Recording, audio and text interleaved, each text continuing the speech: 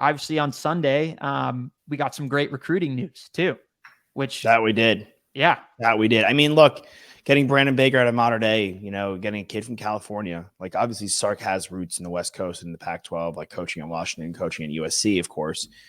But going and getting a kid like Brandon Baker, an offensive tackle to come in and he's a massive 4-star, 5-star, depending where you check. Like it's truly a massive haul for, no pun intended, for Sark and co.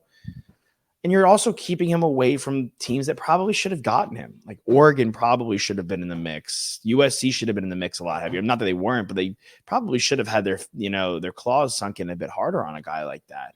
The fact that we can go to California and get the top offensive tackle is pretty remarkable out of Coach Sarkisian.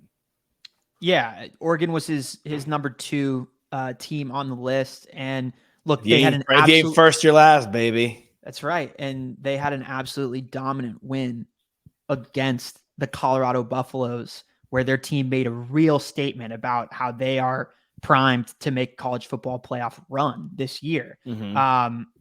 Yes, Bo Nix will no longer be there at the end of this year, but just from a on-field play standpoint, like that shows a recruit a lot, right? But we did the exact same thing. And that, to me, the fact that he ends up signing with us on Sunday shows that we did everything else that we needed to get him to commit to the Texas Longhorns. I'm super excited about that. Yeah, you mentioned he's a 4-star on ESPN. He's a 5-star on 247.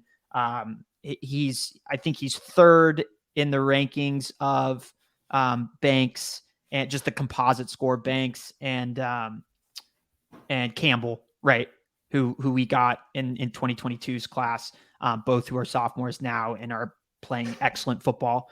So, they are not headed anywhere. They're not going to the NFL yet, but the fact that all 3 of those guys could be playing together is really, really exciting just from an offensive line standpoint for our Texas Longhorns.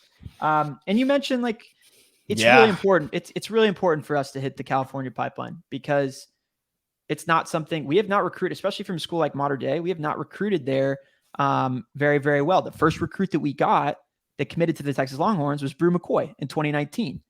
And, look who we've got since then, right? And a lot of that has to do with Chris Jackson, who is our wide receivers coach, who, go figure, is a Mater Dei alum, right? It's putting the puzzle pieces together, and that's a great job and a great hire by Sarkisian.